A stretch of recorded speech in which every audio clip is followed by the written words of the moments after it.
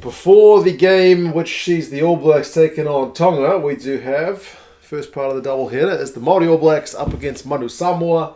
I have updated the magnet with the new logo. I'm not quite sure which one I prefer. That one actually says Manu Samoa rather than Samoan Rugby Union. But either way, it's updated. It's current. And yeah, I actually thought they gave a pretty good account of themselves, Manu Samoa, last week. They lost. They lost 35 points to 10 to the Maori All Blacks. But remember, the Maori All Blacks were coming off a Super Rugby season, all of those guys. And maybe should have been a bit more clinical compared to a bunch of guys who, some of them had been playing Super Rugby. Some of them had been not. So it was a bit of a collection of guys who had to form together to form a team suddenly, and I thought they did pretty well. I mean, they scored the one try, and they showed some real heart, with some try-saving tackles and whatnot, but I think, apart from those noisy birds outside, they probably should have got beaten by more, but they didn't, which I guess just goes to show you what you can do if you... if you put your heart into your team's effort, then, you can put in a pretty good shift. And I thought they did. I mean, nobody wants to get beaten 35-10. But, yeah, I thought they gave a good account of themselves.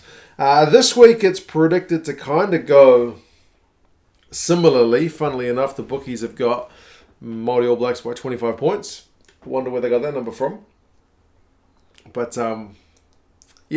slightly changed lineups for both sides. Maori All Blacks have got Tamaiti Williams, Ash Dixon, who is captain, and Josh Honock as the front row. So the changes there, Williams up from the bench as the change. He's a big old unit, man, so he needs more time.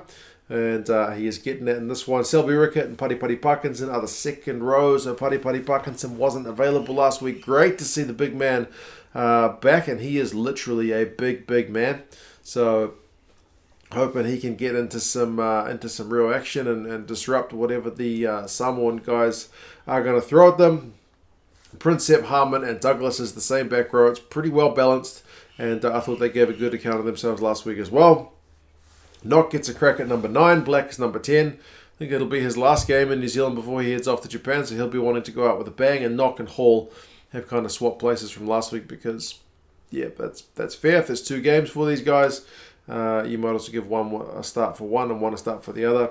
Nankivell, Brock, the same midfield. These are also 2 guys who, in the greater scheme of things, will benefit from having minutes at a level which is above Super Rugby. And Wainui, Lowe, and Josh Ioane are the back 3. That's actually kind of changed. Wainui was still there from last week, but Jonah Lowe's up from the bench, and likewise Josh Ioane. So he's a guy who was in the All Blacks frame not that long ago, but seems to have fallen out of things, so he could certainly use with, putting in a good shift as well. Eklund is on the bench still. Norris will get his debut for the Māori All Blacks if he comes on. Renata's there. Wokaleawera drops to the bench. Josh Dixon's still there, but he's kind of covering loose forward, I guess. Hall, Pohipi, and Stevenson. No Trask this week, so I mean it's good to see the coaches give everyone a bit of a turn, and these guys need to put their hands up, especially the ones who are given a crack to start after having been on the bench last week. For Samoa, Anai Nuia and Ala Alatoa is the same front row, except Ala Alatoa was on the bench last week, so he gets a start, and that's definitely good news. The dude's a Crusaders prop for many years for a reason. Nini and McFarland is the lock-in duo. McFarland was on the bench last week, so he gets a start, another chance for him to put his hand up. And remember, I guess for the Samoan team, their real opponent in this series is going to be Tonga. So this is their best prep that they can do to get ready for Tonga. So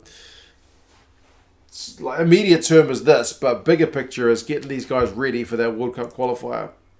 And I think these selections kind of do that. Slade moves to number 6 from the second row. Motunga comes into the squad at 7. And Stowers moves from 6 to 8. So that's kind of good because Stowers for the Brumbies look pretty good at number 8. Polatai Val is not in the squad. So it's Fale Ali'i who gets the job at number 9. Rodney Iona is at number 10. And he, I thought, also played pretty well last week. He's this guy who's on the fringes of the Brumbies squad. Can't get any games. I thought he was more of a midfielder, but then, he ran the show pretty well at 10. So more of him, please. He's going to benefit from the minutes as well.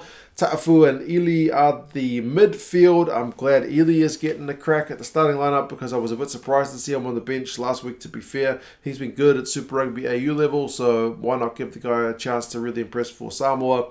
Formai got a try last week, so he retains his number 11 jersey. He looked really fired up to be playing. Alofipo is in at number 14, and Tuala is also in at number 15. So, interestingly, I've seen Taumatene is on the bench. I didn't know he declared for Samoa, but good for him. I think that's his debut if he comes on. I don't think he's been captain international anymore. Tuilomo drops to the bench in favour with Alalatoa getting the start. Perez is in the squad. And yeah.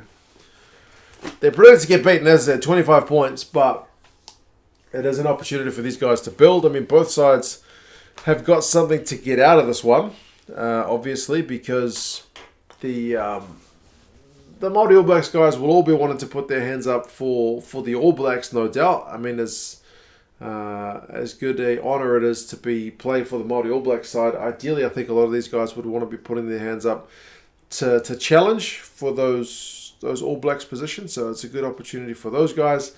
For Samoa, as I mentioned, they need to prep for Tonga, so if they can edge a bit closer to the Maori All Blacks, good, but either way, the squad is going to get a bit more experience. It is at Mount Smart. It is before the All Blacks game, so hopefully it's a good crowd there. Apparently, last week, for people in most territories, don't quote me on which ones, but the Rugby Network, which is the app that usually shows the MLR, the American games, they had this game on. I'm not sure if they have it on again, but it's worth checking if you are looking to see the game. They do have last week's game on if you wanted to watch a replay of last week's game. So a lot of people were saying, hey, this game's not broadcast in my territory. That's probably your best place to have a look. Check the Rugby Network app. There's heaps of American rugby on there as well. So, yeah, you guys let me know your thoughts. Do you think 25 points is fair? Do you think it'll be closer with the Manu Samoa guys kind of getting together, or do you think the Super Rugby experience of these Maori All Blacks guys, if they can click as a unit, will be too much? And yeah, I'll talk to you guys again soon. See you later.